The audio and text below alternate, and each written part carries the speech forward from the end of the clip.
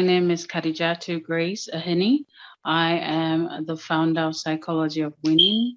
Also, the brain box behind DJ's Touch Designs, where we tell our story and leave heritage through making home goods as well as sneakers, shoes, flats using African fabric. I am also the vice president for Arlo in Pennsylvania states, and that and so many more.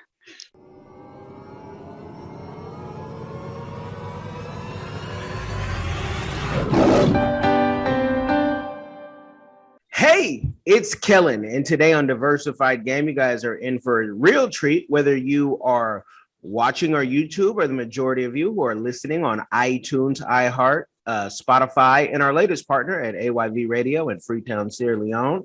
Today's guest is Salone CC. She's, a Sierra Leonean. She's also in America. Man, her titles, you got that in the beginning, but I almost want to rebrand and say Dr. Grace, Queen of Fashion in Sierra Leone. I want to start controversy for SN Radio and everybody else who, may take offense, but are try to be in competition. But welcome to the show. How are you doing today, Madame? I am very well. Thank you for having me. It's always a pleasure. We have to talk about Sierra Leone and the nice and good people in Sierra Leone. Well, we can get right into that, and you can tell how your fashion brand that you've taken, I'm saying global, because you've taken it from Africa to America, and it's might have spread beyond. Can you talk about how that impacts Sierra Leone? Because somebody will say, oh, okay, you're being rich in America, but how does your success benefit those in Sierra Leone? Are you hiring in Sierra Leone? Yes. I will tell you everything that I do is centered around Sierra Leone.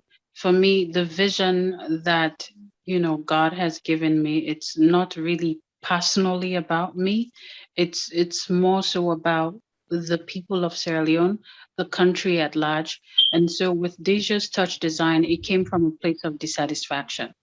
Living in the States, there's no one that really, you go to the stores, I go to the malls.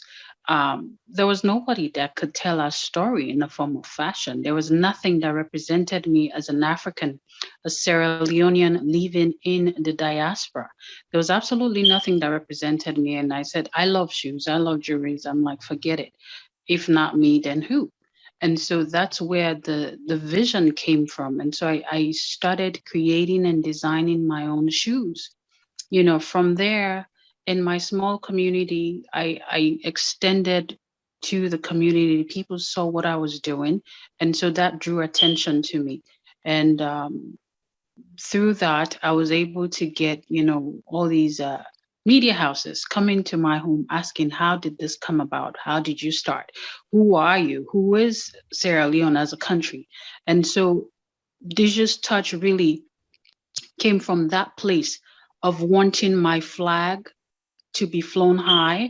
It came from that place for people to hear our voices, for people to hear that we are Sierra Leone, we're lovely people, where we have the best when it comes to tourism, we're the nicest, all of that. I wanted people to be able to see the good in Sierra Leone, not just what is being portrayed on the CNNs and on the news with some malnourished child somewhere. Every part of the world you go, you will find something like that.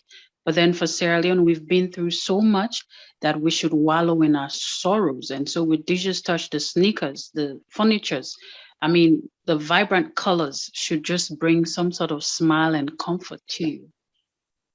Amen. Amen. And, the one thing about West Africa that South Africa and, places like Kenya, it's about PR and what you, the people listening and watching and sharing this, if you're sharing these positive stories of people who are doing good things, because, people, if you're in Salone, as soon as you get off the airport, somebody's asking you for something. And they're going to tell you how hard it is. And for some people, when, it can be, especially if you have a disability and it's very visible Even if you don't have a disability and it's not visible, right? Life can be hard, but visitors coming in, the first thing they see is somebody asking them for money, and so we have to try to transform and say, after you get out the airport and go down those rough roads, which we all say, why can't we pave these roads, right? We have to say where the beauty is, because the beauty is really within inside the people, inside the country, and how you'll be treated much better than you will be in America, no matter who you are. I guarantee. Can you tell the people, now you're a fashion designer who has a PhD, is it? That's kind of a rare thing. Tommy Hilfiger and them never did that without it being honorary. So, what made you just kind of, pursue business and to pursue, your education? What pushed you? So for me, I am an only child, and my mom raised me. She wanted all of that. As you know, Africa, that's the first thing that the parents will push. Go to school. It's like a competition for them. They want to see whose child is accomplished. Is that really what I wanted to do? Not really. But then I wanted to give her that satisfaction. And so she and I'm like, okay, I'll go to school as far as I can go. But once I'm done, you have to let me do me. Growing up, I wanted to be a musician. I wanted to be like the Mariah Careys, the Michael Jacksons, the actresses, and all of that. So coming to America, that's what I wanted to be. But then as life throws blankets at you, then, you get the reality of picture. You're like, okay, if this is not working right now, let me focus on this. And so, yes, I did get my PhD in psychology with Grand Canyon University. But then it's also a thing where, as an African woman, you have to be able to represent 100% fully. Not only in, okay, this is my craft, this is what you can do, whatever that you choose to do and you set your mind to it, you can do it. It's all about the individual discipline. If one is disciplined, as it today, I woke up, wasn't feeling all that. But then with the discipline that I've always had, it's like, okay, even though I'm not feeling all of that, I still have to fulfill this because it's on my to-do list. So I have to get it done. So it's not so much of I wanted to do it for my mom, that part. But then I also wanted to do it partly for me, to be able to represent and know what I'm talking about. So when I enter into the room, because the battle is hard for a woman to be able to succeed out there, is tough in Africa. It's really tough. Even though a woman is educated, you still see where men want to disrespect you, abuse you, do all kinds of foolishness because they think you're a woman. So with my education was one way of power and understanding that this is who I am. I stand in my power. I know my right. I know what I'm doing.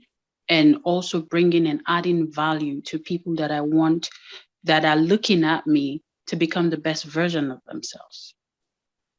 No, that's awesome. And, there's a big debates on, what women's role are. Do men care about women's education and all that good high value talk? But one thing, because I'm going to bet that you are single, even though you have a hyphenated name, you're single, right?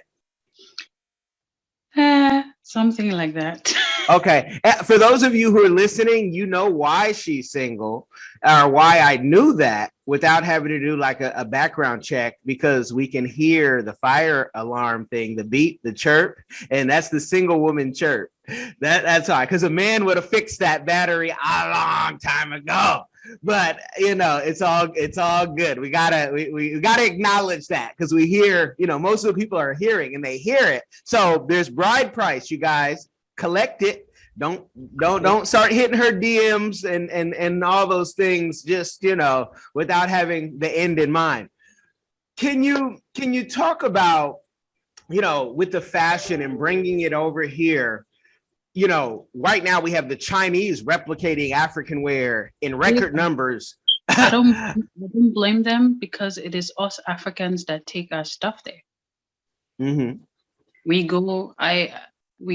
give them our ideas, they make it thinking that we are not capable of it. And once they make it, there's no addendum sign that this is my product, this is my design, you have no right to it. We just give it to them freely. And then these people will replicate it, and it becomes, oh, why should I go to my brother when Chinese man is doing 10 times better and cheaper? Well, it's business at the end of the day, you know, and if you're talking business, nothing else matters except bottom line, you know, maybe a little bit of fairness in China. You know, it's rough too. But you know, with your materials, are you guaranteeing to the people that they're coming from Sierra Leone or an African country and not being reproduced in China? So there's a difference with the Chinese fabric. All of my fabric, I do go twice or three times every year to get my fabric and get most of the letters and all of that from local content in Africa. My favorite place that I normally will go is Big Market. That's where I will normally go to get a bunch of stuff. But all of my fabric do come from Sierra Leone. The difference between Chinese fabric is it's very ropey. It's not 100% cotton, and it's light. And with my shoes that I do, I need the authentic, like Holland wax. And that, when you wear my shoes, it's dirty. You can throw it in the wash. Nothing happens to it. But you cannot do that or speak for a Chinese fabric, because just by it being recycling in the wash, it's going to tear up and it's not going to last. Well, talk about, you know, last and good material. That's what anything African is. If you have a African husband, wife, whatever, it's going to last. It's going to stay intact. Nike, it's gonna last you maybe a year if you take care of it. I want you to talk about, you know, because you're in Arizona, or you've gotten much media coverage in Arizona in case you've relocated. Secret location. Don't want people to know. You know, you have a lot of people on your website, and you've gotten a lot of, you know, media, typically white media, and you've dressed the woman beautifully. Many people in America would look at that, you know, especially Black Americans who haven't been to an African country or predominantly Black country, and they'll say cultural appropriation and this and that. And it's like, here's a Black owner trying to sell her product to everybody to show the beauty of home. What are your thoughts on that? Because, you know, it's like danged if you do, danged if you don't. I have been attacked on Instagram, and it's sad because, again, I say this, I am a businesswoman, first of all. Yes, I am Black. But that's not going to stop me if a white person appreciates my product and wants to purchase it. I am open, willing, and ready to sell, to tell my story, my Blackness, my powerfulness, and all, anywhere I go. It doesn't change the fact. But then I am not limited to just my Black people, because the struggle I've had is, even though they will fight you and say all these things, majority of them won't even support you. Say that again. Majority of them will not even support you. So there's a saying in my country, when you speak to the dog, speak to the bone. If you're going to be out there and cry me down because I allowed somebody else to appreciate me, when you, my brother and my sister, sees what I'm doing, see how I sweat to do it, for you to appreciate it with me, and you don't do it, and somebody else choose to appreciate me, why do you want to shoot me in the leg for that? Preach, and keep preaching. And so I tell people, when you point fingers at other people, the other finger comes right back at you. You know, that, okay, I am saying all of this, but have I even bought her product to see the quality of her product, how good her product is, how she delivers her product, before I judge her because she put, you know, a sneakers on a white lady, or heel on a white lady, or head wrap on a white lady? That white lady, whether she was being hypocritical or not, but then guess what? She had paid money for that product. You know what I Well, mean? yeah. Well, that's here in America. People, may say that. Now let's flip it on the other side. If you want to sell in Sierra Leone, I people are was gonna say, I was broken. 2019 December. I went to launch my brand and we had media, crazy media, everything everywhere. I imagine I shipped 100 pairs, 150 pairs of shoes from here into Sierra Leone. When I got there, some people stole some people did not even come to patronize.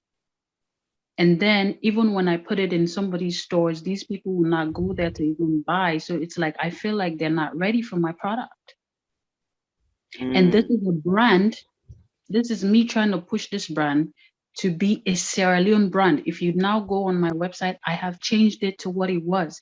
Deja means light, and the colors on it is green, white, and blue, still representing my country. I look at no one, I pay attention to no one, I do what I can do in my mm, own power, in my own world, to celebrate who I am, where I'm from, and my people. But then it takes a village. I can only do as much. If I do all these work and all I'm asking is for your support, and I've given my product to people, the who is who, for them to actually endorse this product, but no, they won't. But they rather endorse a girl that is flipping her booty on social media. yeah. Talk, say a name if you want to say a name. I might have interviewed them. So it's Uh, bad, it's really difficult. And so I ran at a crazy loss. Imagine my shoes here, I sell them for $70, and then I put it down over there 500,000, which is about $50. And still, they said it was expensive. I understand the cost of living over there, but then well, do they try? majority. Do they try to shame you on that side? Because everything is a price, like a bargain, and you have to Mhm, make a deal. But do mhm, they make it seem like you've lost touch and you yeah, don't understand mhm, how hard things are? mhm, mhm. Okay. And notwithstanding, yes, that's Africa. It's hard, but America is hard too. It's difficult.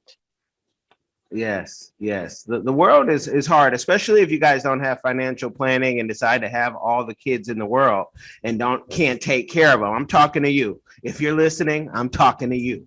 Um, so let me ask you this, because your designs, you have so many. Are people able to come to you and customize at all? And say, and I'm speaking for myself, because I'm like, oh, I like that shoe, but I can't do a sole that's white because I'm messy. So can I get the Van, the slip-on slipper that you have? Can I get that with the black sole? Are you Yeah. able to customize? Yes, like the slip-on slippers. If you want those, you can have it in black sole, you can have it in white sole. And I really do like it when people come to me and I'm able to custom design for them, because then I get to know the customer, have a relationship with that customer, see how I can add light, just like the brand, add value and light to that customer. So by the time they're leaving, they feel fulfilled, they feel like they've won, they're empowered, and they're ready to wear that shoes, that sneakers, or get that couch, that tire, ottoman, whatever it is that they want, and they're ready to just be, and evolve. You done messed up, because now that you say I can customize, I can stop bothering Etsy, and I know where I can go and support. So that's a beautiful thing. Now, with the success that you have had, and the best is yet to come, you're still a young woman, much life to live. God willing, God bless you. What is a community give back that you're doing, or that you would like to do in the future, whether it's here or in Salone? So in Arizona, what I have done, well, during COVID, my house was like a drive-by. Another company that I do, which is on the side, It's Dishes natural drinks, using our African tropical drinks to make healthy juice. I call it we are the new China, we're the new soda, sorry. Um, and so during COVID, I did some research and I was able to, I had a couple of people, we called it Feed My Sheep. And so the seniors were able to make immune booster juices for them with the whole ginger, tumbi, that is called tamarind. And we made masks, hundreds of masks for first responders and so forth and so on. That was done. But then now what I'm gearing towards is for us to be able to actually get training sessions with young people or anybody that's interested to learn some new trade or whatever. And so we will be organizing, if not conferences or webinars or workshops, we'll be doing training sessions. We just have to be able to have, locations that are donated to us for us to gather these people and, gather some funds to buy the equipment for us to train these individuals. It would be like a 3 weeks training where people start from making their own stools, their own ottoman, using tire to make ottoman, or making their own little canvas slippers or wall frame or some decorative pillow in their house or whatnot. That's for America. In Sierra Leone, when I went 2019, I saw that there's a need for mindset change. Being a psychologist, I said, okay, what a best way or better way to do it? So I started and registered an organization called Psychology of Winning. Basically, what we do is transforming young mind, creating generational leaders. And so I just came back this January. We were able to do school tours in all the 12 districts in Sierra Leone, where we just go motivate, inspire, and remind these young ones that, hey, I see you, you work hard, I admire you, I appreciate you, but then let's tweak the mindset. Instead of you thinking I'm tired, now so we are lucky. Let's talk about you are strong, you're powerful, you're beautiful, you're handsome, you're hardworking. I see you. Work hard for what you want to get in life. And the turnout was phenomenal. We had the final summit was in Farabe College, where we had over 500 students from all these districts in attendance. And so it was on the news everywhere. It's growing to a point where, as I speak to you, I just had a donation of 100 backpacks for Psychology of Winning that will go donate water bottle, backpacks, sanitary pads, pen, book, pencils for my next trip. And so that's what I'm doing. As I said, Deja's Touch, Psychology of Winning, it's not so much about me. I was given an opportunity to be where I'm at now. And so I want to be able to use all of that to give back to somebody else to grow and become the best version of themselves in building and rebranding our country. Can you talk about what made you stand out? Was it going to America, or maybe you came from a family that had a lot of money? But people sometimes, when they're living in the moment, they don't see like a way out. And I say there's always a way out. We've all had like real hard times, but you don't have to stay in those times. But it starts with the mindset. So what was it for you that elevated your life to the next level? I think it was my brokenness, my hurt, my quest for answers. Growing up at age 13, as I said, I was raised by a single mom. The rebels were just approaching into Sierra Leone, and I was a victim of rape. And at age 18, I became clinically depressed. At 25, I wanted to commit suicide. And um, that and so many more, being domestically abused. It got to a point as I had my first daughter, it just changed everything for me, that my life is not mine. And my story is for me to go through that tunnel, that fire, to be refined so I can help somebody else become, and not allow them to go through what I have been through or what they're about to go through. And so these are my whys, why I do what I do. And I stand by it. God help me.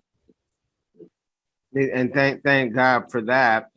And correct me if I'm wrong, but if they want to go deep into that story, can't they go on Amazon and read the book? They sure can. All right, Saved by Grace, y'all. Y'all check that out. That's where you get the full story and go deeper and see how you can come out of that depression, or anything that you're going through, even if you're not depressed, right? Just to go to the next level because it can happen for you. Now, with the psychology of winning, are you taking clients right now? Are you coaching people or mentoring them one-on-one for pay? I Yes, want to put that out there. what I'm doing right now, I am doing mentoring and coaching for pay, as you said, because I do need fuel to be able to fuel all these cars that I'm running for them to run effectively. And so yes, we do coaching, we do counseling, we do mentoring. We help people that want to be entrepreneurs but then don't know how to. Who help them the few steps in understanding who you are as a person, what kind of a business you want to do, helping you do that research, understanding the market that the industry market that you want to venture into before you actually, whilst you're doing that, think of a name, how to register, and all of that jazz. What do you think is the number one thing that holds people back, whether it's in Salone or in America, with believing in themselves that they can do it? And I'm asking that for the person who, like I always say, the young people who have all the answers but have no money. And when you try to tell them you don't even need money, but you need an idea and you need a mindset change. But it's like some people just can't get over that, to feel like, where I'm at is where I'm gonna be. What stops people from, shaking the demons off and finding their purpose and who they really are? I'll tell you, it's the fear of even just the thought about it gives people the scare, the fear of even venturing. I with me when I started, I had nothing to my name. I only had $100, and with that $100, I stormed into Walmart, bought all these sneakers, pulled them apart, and started putting them back together. Before you know it, and Jesus Touch was born. And so I tell people, do not be afraid. Give yourself the permission to be, allow yourself to grow. Do not be afraid to experiment things. First of all, not even things, but you as a person. Don't be afraid to experiment who you are, what you like, um, what's your limit, how much can you take, how far can you go, how do you make authentic network relationship connectology with people. Are you a people's person? Are you an introvert or an extrovert? So people are very lost and broken because of incidents in their lives, and so they are even afraid of going there. Am I enough? She speaks so eloquently, but I can't speak that well. I don't think I'm enough. No, that shouldn't stop you. You can be speaking your native dialect and become the next, what do they call it? The next 10,000 over Oprah Winfrey than I. And so you should not limit yourself. The fear of limitation is what holds us back. Let's talk about speaking real quick. Love to have your thoughts. There's big talks from the AU on down to all the 54 countries and counting. I know Ambazonia, you guys want to be your own country. I get it. So can you talk about language? Because some people want like an official language in Africa. Ethiopians want their language. Folks in the Eastern area want Swahili. But in Sierra Leone, people say, hey, you speak Creole. And I'm like, pidgin is pidgin. So if you can understand one pidgin, you probably understand, the other dialects from all over the world. Really, you'd be surprised. But I tell people in Sierra Leone, business typically out of Freetown ain't done in Creole. So if you can't practice your English and getting it and talking in a way where, I can't go to Shanghai and expect English to take me all the way. I need to have a translator, or I need to practice my Mandarin or Cantonese if I want to go somewhere else. Can you tell somebody, how important is it to be able to be versatile? How has that helped you, being able to play in two parts of the world? I just like to use the word versatility. People have to be versatile. With me, I guess my cognitive is very good. Sierra Leone, we're very unique. We speak Creole and we're able to hear every other country's pidgin, but every other country is not able to catch up on ours.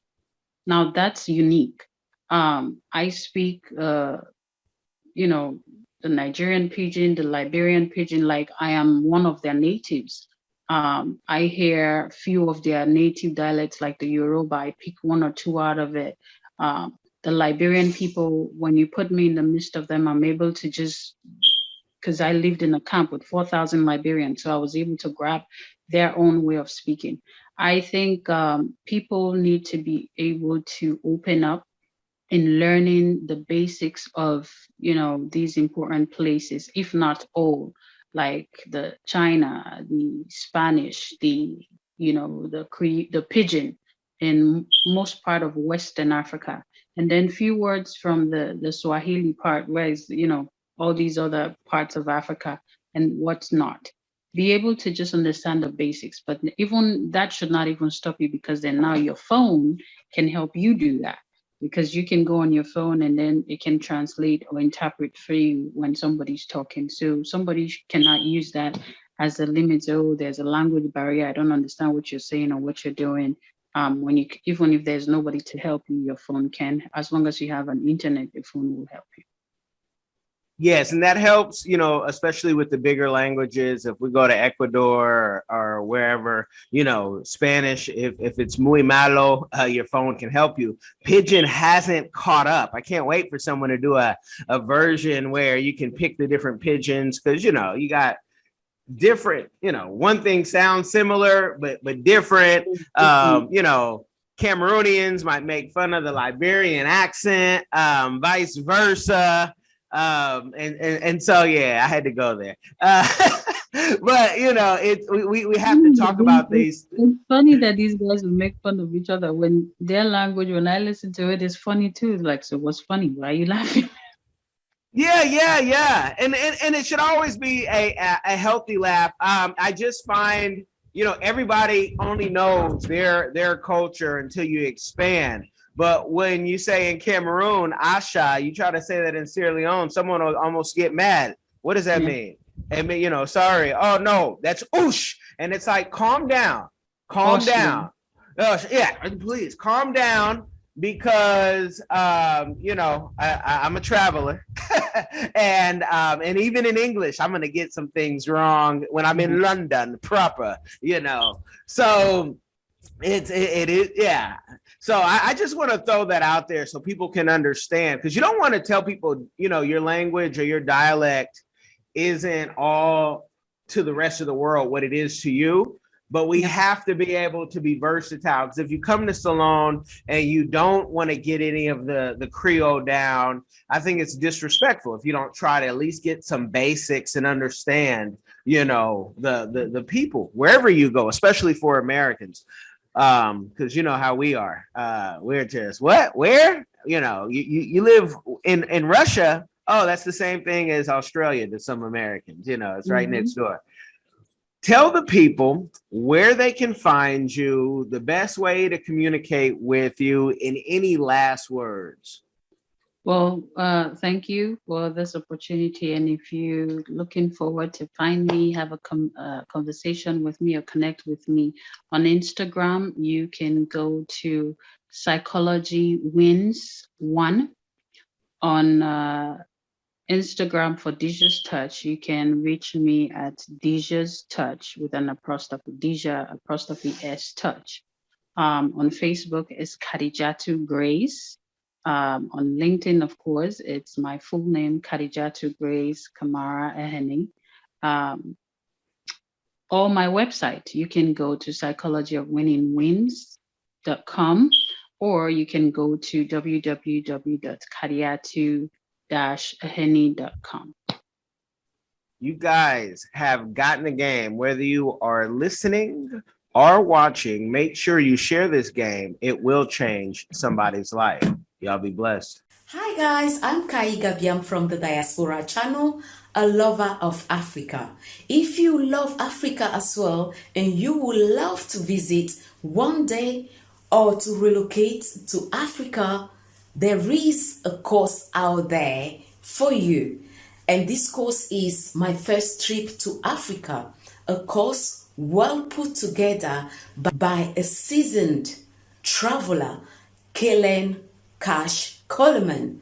This course is designed to prepare you to travel better, which will save you both time and money. And the great news is this course costs only $20, guys. It can't get any better. Go right now and enroll to this course at www.diversifiedgame.com. Don't miss out.